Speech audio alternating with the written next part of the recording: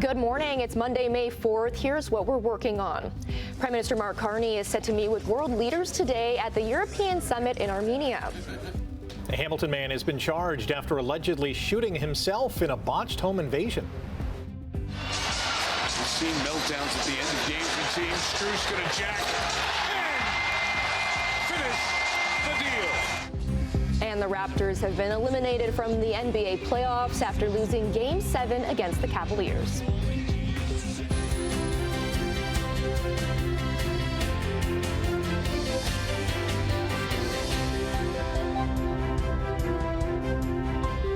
Good morning and happy Monday. I'm in for Annette Hom for just a couple more days. She'll be back on Wednesday, but I get the chance to say, may the 4th be with you. Oh, thank you. Yes. I was going to say, and also with you.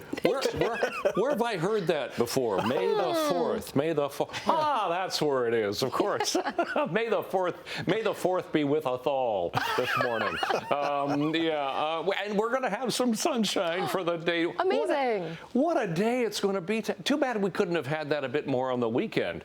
You know, we got to 6 degrees on Saturday. That was it. What a cool day. Yesterday was better, but today we're going to hit 21 degrees and we're going to have sunshine. And we've almost got the sunshine because sunrise is 6:09 this morning, so that's about 7 minutes from right now. So it's going to be an absolutely lovely day. So sunshine, 21 today. We'll get chance of showers tonight, chance of showers again for the day tomorrow as a weak cold front goes through. But yeah, enjoy what we have right now. We're sitting at 10 degrees at the moment. Yesterday morning at this time, we were -1, so what a difference. All right, we'll talk about the forecast coming up. Quick check on the roads. Not a lot going on as usual this time of the morning. 403 around Waterdown Road. That's our exclusive camera, doing okay there. We'll check some MTO traffic cameras and have a look at what's going on. If we can see QEW at Grays Road, and that looks pretty good. So Toronto-bound lanes away from us on that shot. Top of the Burlington Skyway Bridge, already starting to see some brake lights going down to North Shore Boulevard. Flip ahead to east of Burloak. Nope, nothing going on this morning. Good news. All right, we'll look at the forecast. We'll check the details on traffic coming up right now. The news. Thanks, Brian. Prime Minister Mark Carney is in Armenia today to take part in the European Political Community Summit. Emily Huang joins us live in studio with all the details. Good morning, Emily. Good morning, Simone. The European Political Community is a group of European nations larger than the EU. It was founded in 2022 by the French President Emmanuel Macron in response to the war in Ukraine. Prime Minister Mark Carney is the first non-European leader to join the roundtable at the 8th rendition of the summit. The European political community is a remarkable group, and I'll just say briefly, there's many intersections between Canada and the European Union, but just reflecting on with respect to the security aspects. We're the only non-European partner here in the Caucasus with the EU-led monitoring mission that's vital to peace between Armenia and Azerbaijan. Carney departed for Europe on Friday. He's since met with leaders of Armenia, Poland, and the European Parliament in the days leading up to the summit. On the agenda, collaboration in areas of supply chain, critical minerals, and energy. We have the strategic partnership and we have the security and defense partnership. So a solid body of partnerships which we want to enlarge and deepen, and therefore very happy to be here today with you and discuss that. Carney's been working to strengthen partnerships with European nations ever since the U.S. President Donald Trump imposed tariffs on Canadian goods. But while the Prime Minister is seeking allyships abroad, back home his opposition is growing impatient with the CUSMA renegotiations just months away. He's already made a bunch of unilateral concessions and gotten absolutely nothing in return except double the tariffs on Canadian steel, aluminum, and lumber. And now he can't tell us what leverage we have, what demands he's making, what tariffs he wants to get removed, and when and if he will even get a deal at all. Prime Minister Carney has a jam-packed agenda today with meetings with leaders from Spain, Ukraine, Italy, and France before heading back to Ottawa in the evening. I'll send it back to you for now, Rick. Thank you, Emily. Hamilton police have charged a man who they believe shot himself during an attempted home invasion. Police were called to the area of Stephen Street between Wilson and King Streets for reports of a shooting at around 9:30 Saturday night. One person suffered serious gunshot wounds and was treated at a local medical center. Police say investigators found a blood trail believed to be connected to the shooting, and while following it, they found a discarded firearm. They also believe the man shot himself during an attempted home invasion. 38-year-old Eric Haynes of Hamilton is charged with multiple offenses. A new report from Halton Police says its vehicles were involved in 123 collisions, costing over $823,000 in damages. The report says the number of collisions remained consistent with years past, but the severity and cost continues to rise, mostly due to suspect apprehension tactics. That totaled 24 last year.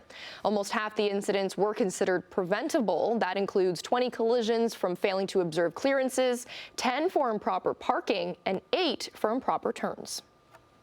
27th annual ceremony of remembrance honoring the courage of sacrifice of police officers in Ontario who have died in the line of duty.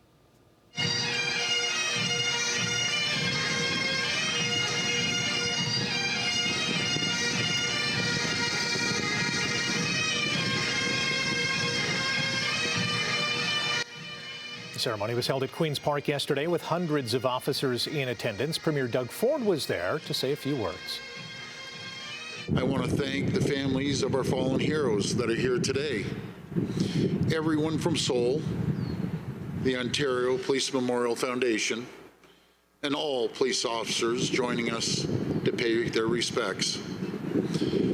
Folks, every one of these officers standing here wake up every single morning and put their uniform on to serve and protect our communities. And I just want to thank them. We're very, very grateful, and I know every single resident of Ontario feels the exact same way. Today marks the 27th time that we've gathered for this memorial, and it never, ever gets any easier. Ford began his speech by honoring OPP Sergeant Brandon Malcolm, who was killed in a single vehicle crash on the 401 in Cobourg last Monday. A private funeral service will be held for him this coming Wednesday. The United States says it'll be trying to free merchant ships stranded in the Strait of Hormuz today. U.S. President Donald Trump says Project Freedom is a humanitarian gesture and that any interference will be dealt with forcefully. About 15,000 U.S. military personnel, 100 aircraft, and guided missile destroyers will be involved, though reports suggest Project Freedom will not necessarily involve the Navy escorting ships through the strait, but rather advising them on safe maritime routes. The move comes as the two countries observe a temporary ceasefire which began on April 8th and as they work on a permanent peace plan. However, a senior Iranian official warned that any U.S. attempt to interfere in the strait would be considered a violation of the ceasefire. 3 people have died after a suspected hantavirus outbreak on board a cruise ship in the Atlantic. The World Health Organization says 1 case has been confirmed and others are under investigation.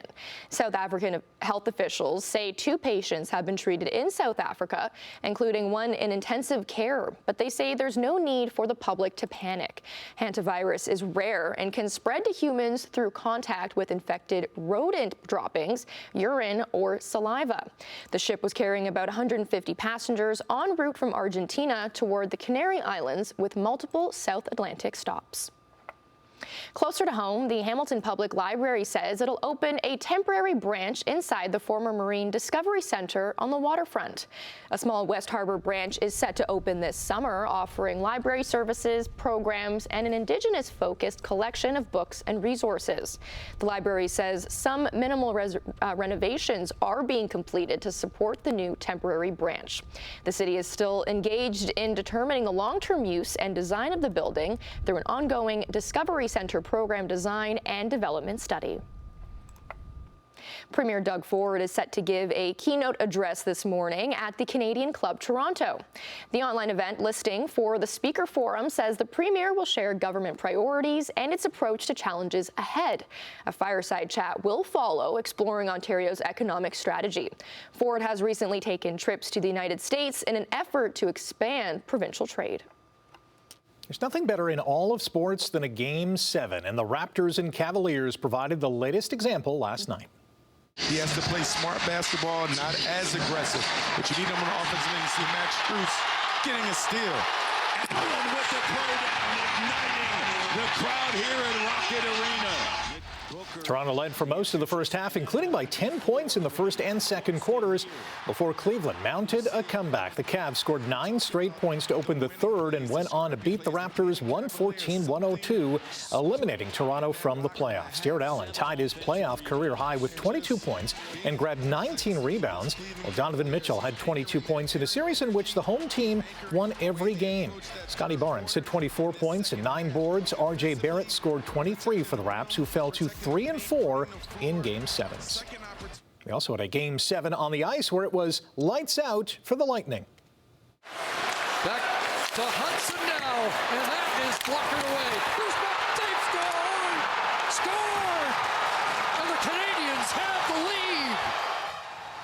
Despite only registering 9 shots on goal, Montreal beat Tampa Bay 2-1 to advance to the second round of the Stanley Cup playoffs. Alex Newhook got the winner with 8:53 left in the third period when he backhanded the puck out of the air and past Andrei Vasilevsky. It's the Habs' first series victory since losing to Tampa in the Stanley Cup final in 2021, and their 9 shots set a record for the fewest shots on goal in a playoff win. They'll play the Sabres in round 2 with Game 1 on Wednesday in Buffalo. Now, while Montreal managed only 9 shots on goal, Colorado scored 9 goals in Game 1 of their series against Minnesota, beating the Wild 9-6. Cale Makar scored twice in the third period after returning from an injury that he suffered in the first frame. It was the 10th playoff game ever with at least 15 combined goals, and just the second since 1994. Big news out of Toronto, where the Maple Leafs have hired former captain Matt Sundin as senior executive advisor of hockey operations and John Chayka as general manager. The 55-year-old Sundin will provide support across hockey operations with a focus on team culture, player development, and leadership support. A 36-year-old Chayka was the GM in Arizona a decade ago. Toronto fired GM Brad Treliving in March near the end of what was a disastrous campaign. The Toronto Rock and San Diego Seals are going the distance. Dylan Watson scored 4 goals as the Seals beat the Rock 11-6 last night to force a winner-take-all game at Hamilton's TD Coliseum on Saturday. The winner of that game will move on to the NLL final against Halifax or Georgia. The Blue Jays' streak of 3 consecutive series wins came to an end with a 4-3 loss in Minnesota. The Jays ended up with a split of the 4-game series. Third baseman Kaz Okamoto homered for the 3rd straight game, while Trey Savage allowed 1 run over 4 innings and struck out 6 in the loss. The Jays are 16-18. They're in 3rd in the American League East, 7 games behind the first-place Yankees.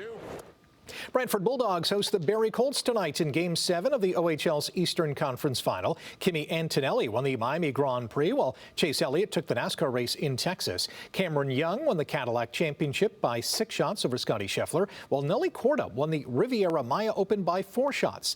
AFC Toronto and Halifax playing to a scoreless draw in the NSL.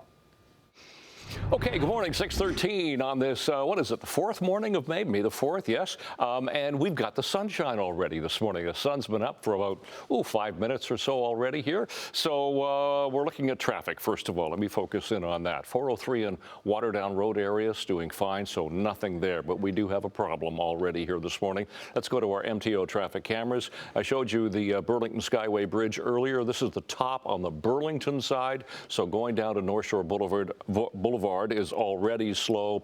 Look at this. It's just grinding along at Fairview. And here's the problem. It's a little further along from Fairview as you're just going by the split and trying to get toward Brant Street. So this is the 403 junction. This is where we have the collision. A couple of vehicles involved. We do have emergency crews on the scene. It looks like 1 middle lane is getting through, and that's why the backlog all the way through and up and across the top of the Skyway. So a little bit slow at the moment. Hopefully that'll clear pretty quickly. All right, speaking of clearing, that's exactly what we're going to have today. We're going to have clearing sky. We had a fairly cloudy sky overnight, but the sky is going to clear as the day progresses. Now, our temperature has dropped a few degrees, actually. We were 10 last hour. We're sitting at 7 this hour. The winds have really lightened off. They were gusting to almost mid-30s a little while ago, but now they've come down to south-southwest at 12.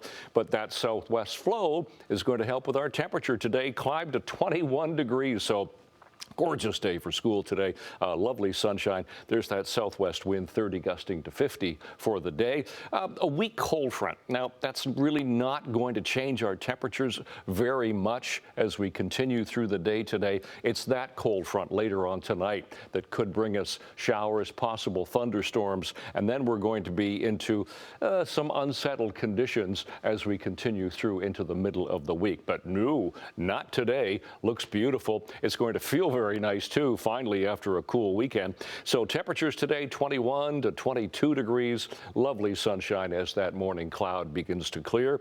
Tonight, showers, possible thunderstorms will settle in. It stays mild at 11 to 12 degrees.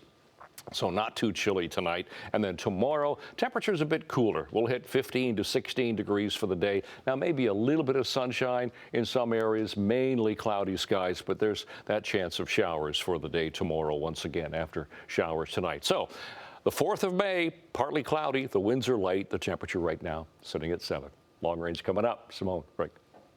Thanks, Brian. Coming up after the break, we'll say good morning to Emily Vukovic with a preview of what's to come in Chit Chat. Plus, coming up in business news, Statistics Canada will publish its labor force survey for the month this week. We'll have more on that after the break. 6:18 on your Monday morning. Good morning, Emily Vukovic. What do you got coming up in Chit Chat? Hi, good morning.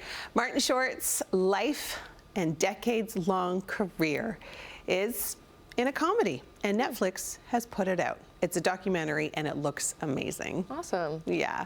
A charming animated mystery film that blends Knives Out and Babe is coming to theaters this month. Wow. Like the pig? Yeah, but it's not a pig, it's a lamb.